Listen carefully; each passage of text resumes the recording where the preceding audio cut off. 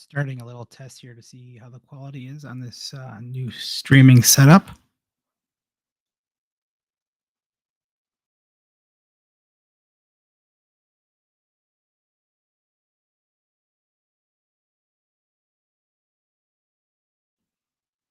It looks like it sounds pretty decent. I wanted to welcome everyone here. We're doing a quick little stream to test this all out and see how everything comes out to be. And hopefully, the quality is good. And hopefully, we can have some people jump on. And what we're going to do is we're going to actually try to check on some tech tips and news. And we're also going to talk about a little bit of uh, Tesla information that we've recently heard of and seen. And we'll be getting this going pretty soon.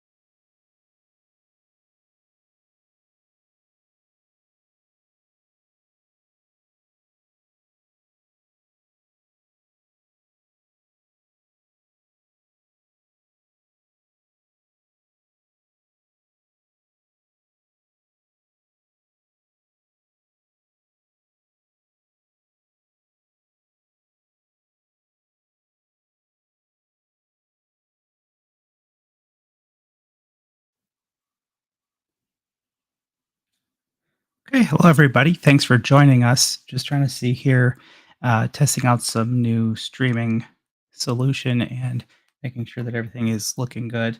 And notice that we have some people to actually join us here. And so right now we have all this going here. Let's see.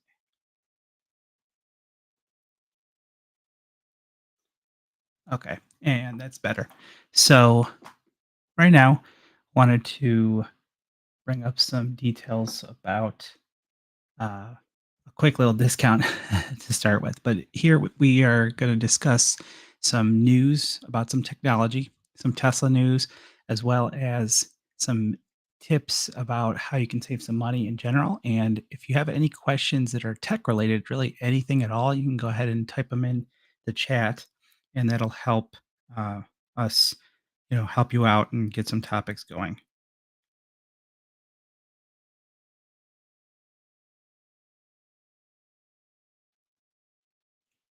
And so what we will be doing here is talking if you have any last minute needs for some technology uh, gifts or presents or even just pictures, cards, greeting cards, Walgreens is doing a really good special. This is not promoted by them or anything like that, but I saved a lot of money by printing out my cards with Walgreens. They have a 40% off discount, which is pretty nice. And so be aware of that. And what we can do here is we'll show you on their website. Uh, let's see if I can pop that up for you. You'll see 40% off everything right here. And if you use that, I think you just need to order it online. You can use 40 Festive. So be aware of that. The 40 Festive code worked for me. So I was able to get a bunch of Christmas cards designed and even the envelopes printed. And they were congested because they had so many people there using the actual uh, service, but essentially we went ahead and still got the discount. It took about a day. Usually it should be actually an hour for them to print everything. So that's pretty nice. So you could, design cards, you can send pictures, all that good stuff. So pretty convenient. Just thought I'd share since the holidays are coming up and it'd be nice to be able to have a good, quick solution if you waited too long, like I did, to get the cards. So, and on top of all this, we have some new videos coming out. And so, what I'm going to do is I'm going to release one of them now. It's coming out tomorrow morning, and just wanted to, in a way, play it. It's an interview with Dan Ives, a short one, and he has some great information about Tesla. And we'll see here if I can get it to pop up. Okay. Well, before that video here's a video about the Cybertruck that I wanted to share as well. It's pretty awesome. It's on our channel as well, but from Elon Musk on the Sandy Munro show. So we obviously Uh, are working on a low cost electric vehicle that will be made in very high volume. Um, we're quite far advanced in that work. The I review the production line plans for that every week, um, and I think the the revolution in manufacturing that will be represented by that car will blow people's minds. It is not like any car production line that anyone's ever seen. Is this going to have the basically unboxed system, or would this be too much of a question to ask? The thing that's most interesting about this is it's a production system. It's a level of production technology that is far in advance of any automotive plant on Earth. I can hardly wait now. Yeah, it's gonna be cool. And that's some really, really good information there. And essentially, that interview with Sandy Munro and Elon kind of goes over all the craziness that Sandy was not expecting in the Cybertruck, which kind of makes me interested in it technically. Things like, I think, like uh, steering wheel that's not connected to the actual wheels, but it actually gets amplified depending on if you need to do fine tuning, like in slow uh, driving situations, or if you're, uh, I guess, when you're going slow, you want to over exaggerate the turn to help you get out of tight spots, or if you're driving slowly, I'm sorry, driving fast and trying to, minimize the turn just to kind of adjust. And that's kind of all built in the technology of the whole, you know, uh, you're not using a 12-volt system for the electronics in the car, but using 48 volts and crazy stuff. So it's pretty cool about the technical uh, details of the vehicle more than just the goofy look, which I feel is goofy, but essentially pretty cool stuff there from the Cybertruck. And Sandy Munro tears down a lot of vehicles, and he essentially, really enjoys the actual Cybertruck. So now, this video is the one that's releasing tomorrow that we have was an interview with Dan Ives on CNBC. Here it is. Tesla bull Dan Ives out with a new note saying Tesla will hit a $1 trillion market cap in the upcoming year. And he's raising his price target on the stock to 350 from 310. He is here in person. Dan, thank you. Appreciate it. Great to be here. A lot of people coming at you on social media about this price target, even if they're saying, well, Tesla sucks. They're coming at you from a fundamental perspective, saying, I can't do the math and the earnings, the valuation. How do you get to 350? Tesla is where Apple was in 2008, 2009. In terms of the sum of the parts and the software piece, this is just starting, what I view as the next phase of the Tesla growth story, hits starting in 2024. And at this point, from electric vehicles, they're doubling down where others are peeling back. I think units, I think margins actually start to increase.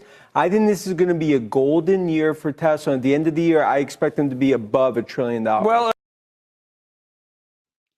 Now, how amazing is that? So obviously, it's not financial advice, but essentially pretty impressed by Dan Ives. He's very much a Tesla bull, so be aware of that. But it's good to see that. And if you could go back to purchasing Apple in 2008, would you do that? So it's an interesting concept and an interesting time to be around and watch and see what Tesla does. So really cool stuff there. And now we're going to see if we can queue up for you another video. Get a set of two videos that came out that are about security on your iPhone. And this is the part two that we had on YouTube already. Highly recommend it. If you have an iPhone, you should do this. In this case, this one is an issue with Venmo.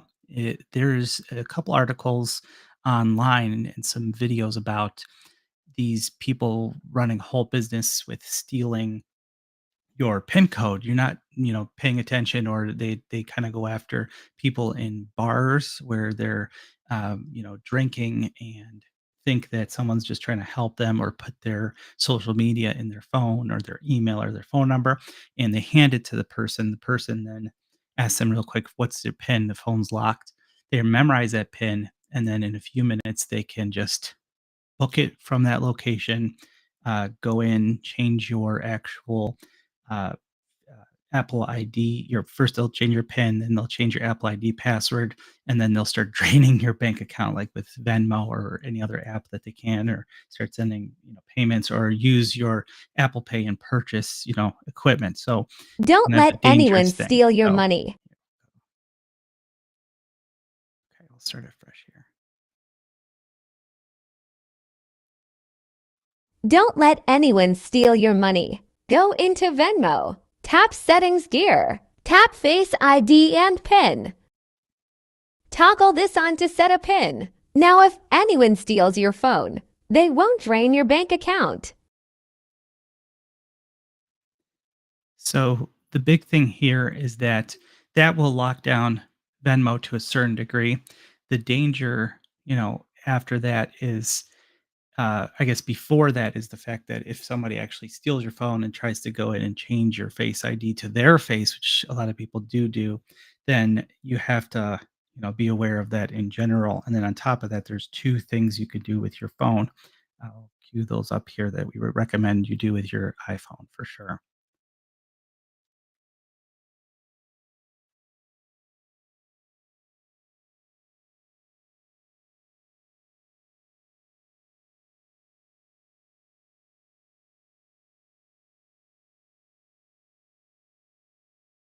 This one right here is the part 2 that already is on our channel. You'll be able to find it. It's a short that we already released, and this one is needed in conjunction with the part 1, which I'll show you after this. Tap Settings. Tap your Apple ID. Tap Find My. Tap Find My iPhone. Turn all three on. Now no one can steal your phone and turn off tracking. Don't forget part 1. So again, in this video, obviously, the point is to ensure that you are, making sure that the phone is not going to actually, when it's powered off, have the hacker be able to steal it and essentially, take it, let's say, to a basement or someplace with no cell service by turning the phone off first thing. And this was actually a fix that I had in place on my phone, but one of our viewers had mentioned on a comment and said, for the first video, they're like, hey, if we do the steps of the first video, a thief could just turn off the phone. These 3 settings in the actual phone prevent that, which is pretty cool, that they'll still use a little bit of power to tell the system where the phone is at, or the Apple, Find Me system where it's at. And the first video that we had, the part 1 of this, was listed, um, was the instructions on how to prevent them from turning on airplane mode. So that's another thing that people do, that when they steal a phone, they'll just get the phone and then they'll turn on airplane mode. This is what you also have to do in conjunction with the video that you just saw. What's the first thing that a thief will do when they try to steal your phone? They're going to pull down from here and they're going to go ahead and tap on airplane mode. Therefore, you can't track your phone. You won't be able to know where it is to mark it as stolen. So in order to prevent that, we're going to go ahead and unlock the phone. In here, we're going to go to settings.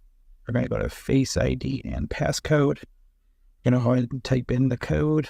Here, we're going to go all the way down to allow access when locked. We're going to actually turn off Control Center. If you want, you can turn off widgets. You don't need to, but there, we'll close that. And then now, they can't put the phone in airplane mode. Hope this helped. Make sure you do this for all your families and friends' phones so that they don't get their device stolen and unrecoverable.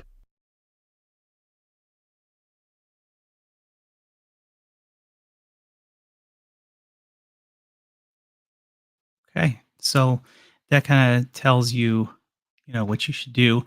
Really want to recommend that you let people know about that and make sure that they do that to their phones. So that way, a thief can't turn on airplane mode and then also can't just turn the phone off. But then you'll have a fighting chance when you realize that you've lost your phone, that you want to go ahead and get it actually recovered. And so, Find My iPhone and all that will not work, obviously, if airplane mode is on or the phone is has the literally the power turned off on it, unless you follow those instructions. So really good stuff there. And now, if you have any questions, please feel free to ask them.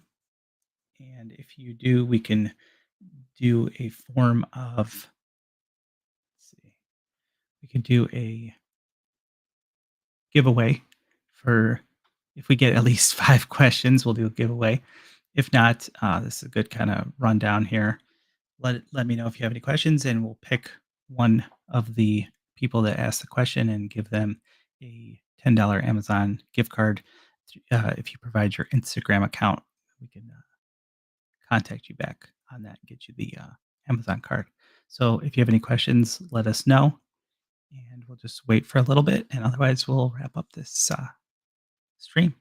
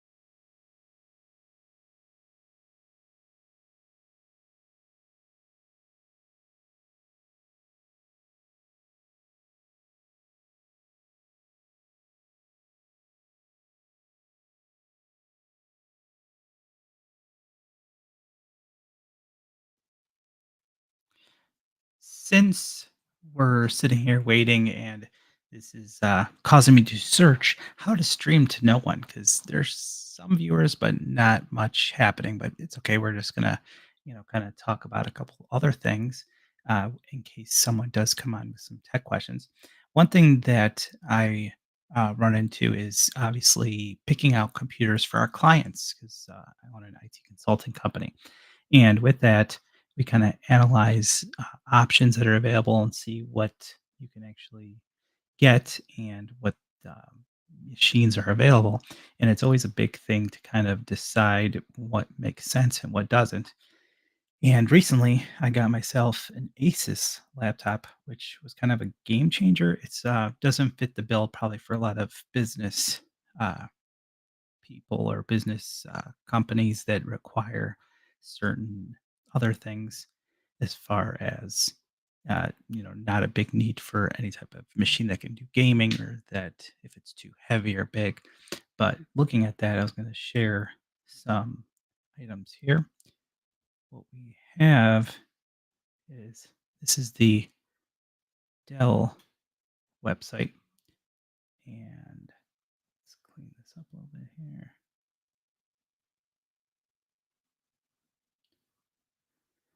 Okay, so here on the Dell website, you'll look and let's say you're a business owner, you go ahead and take a look at, or even if you're just obviously uh, in the need for a business machine, I should say, you go ahead and you see that, oddly enough, they on the Dell site, this is for home. They do have a bunch of different things listed for creators and then business, as well as an interesting, kind of budget, really budget line. And standard thing would be Inspirator, like lower end home machines. Velstro is lower end business machines. We don't deal with those essentially. Alienware is very much for gaming, and G is like the not as fancy, little heavier model for gaming. And then on top of that, the Latitude, which we get for our clients, are here. Latitudes don't really have good video cards. If you were to say in general, uh, essentially uh, they would not be the best uh, for the sake of gaming or doing video editing, for example. But the pricing is through the roof, essentially. And so, with the pricing being crazy, it's almost like you wonder, is a gaming machine that's way more powerful uh, actually better than this type of uh, machine, for the business line. And so it's almost like just because it's a business line, they state that, the price is where it's at. So for example, here, 1419 gets you an i7, 16 gigs of RAM, 512. But then the video on this is Intel integrated graphics, which are horrible. So, keep that in mind there. And then if we go to try to check out, let's say, Lenovo's business line, they have the ThinkPads, but they also have, let's see, they're slightly better. I feel like higher quality unit would be in like a ThinkPad X1 Carbon, for example. And in here, you'll see, the pricing here is through the roof. So this, let's see what the cheapest one listed here for 1588 looks like. 13th gen i7, 16 gigs of RAM, 512. So it's essentially the same machine as the Dell that we just saw. So, these are good business class machines. The craziness with it is that they